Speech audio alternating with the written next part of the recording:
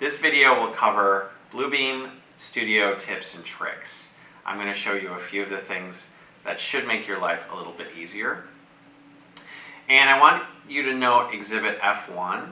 Exhibit F1, which can be found on the public LAUSD drive, the P public drive in the Bluebeam folder under Exhibits.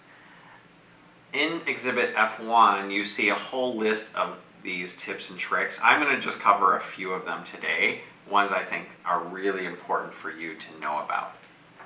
So the very first one has to do with putting in markups. So if I'm adding a leader coming off this, and I am pointing at something, let's say I wanted to point at these three sinks, and I wanted to modify the sinks.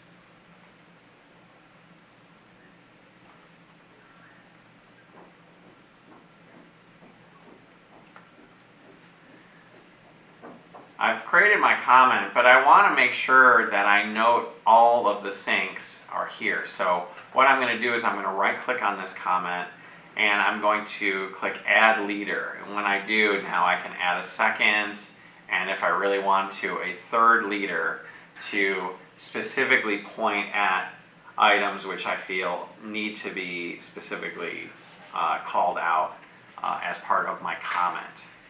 Now, I've seen people who have added 20 or 30 leaders, and that might be a little overkill. I would say try to limit it to 5 at the most if you're adding leaders. Okay, so once you've done that, let's move on. I want to show you a few more tips and tricks, and that is the control points with the cloud. So I'm going to go ahead and I'm going to add in a cloud right here. And I'm going to call that out again. I'm going to add in a note. And again, when you're typing in your notes, you want to try to be clear, concise, and complete in your note that you're creating.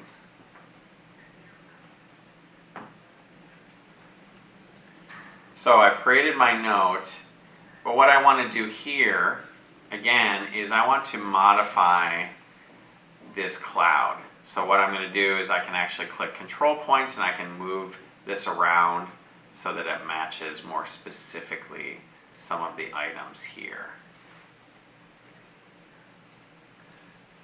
So that's another tip and trick. I'm going to also, if you want to, you can delete control points, but that's very rare that you would need to delete those, but what you can do is actually come to control point and subtract them if you wanted to. Now, once I've created a couple comments, and let's say that the architect comes in and has responded to these comments, I'm going to want to look at the next phase to determine if the next set of drawings has picked up the comments. So what I'm going to do is I'm going to go ahead and open up my next phase of drawings right here. And I'm going to show you a little bit of how to create split screens. So the button to do that, right here at the bottom, you can see I can split both vertical and horizontal. Most of the time vertical is probably the best way to do that. And so once I do a split, now you see what I want to do is just get the tabs aligned so that I have the correct one, and you can see if I hover over, it'll say this is the DD, maybe this CD one, I maybe move over here so I have the latest one on the right. And now what I can do is I can start to look at the new compared to the old. So again, I come here to this page and I determine what page I'm on. I see I'm on FP31. I'll do the same thing over here on this, and again, notice I'm clicking between these tabs and it highlights as I click between them.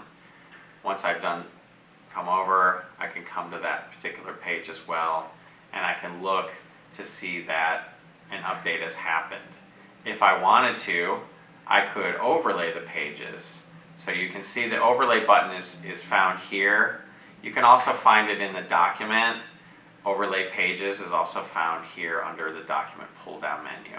When I click that, it should find the two pages that I'm looking at from the two drawings, you can see that it has indeed found pages 45 on both sets of drawings right here. For the CD, it wants to color that red, and the DD wants to color that green. If you wanted to, you could double click on either one of these and you could start to change things like the color or the page that you're on. And when you do, you can eventually hit OK, and what it will do is it will create a third drawing right here, which is called overlay. And that overlay drawing will overlay the two. Now these two are exactly the same, so there's not much to see. But if I was to create, let's say, an overlay of a different page here, what it's going to do is you'll really see a highlight of the changes that are between those two pages, so you can see they're completely different. But if you have a drawing that's slightly newer versus slightly older, you can see those changes.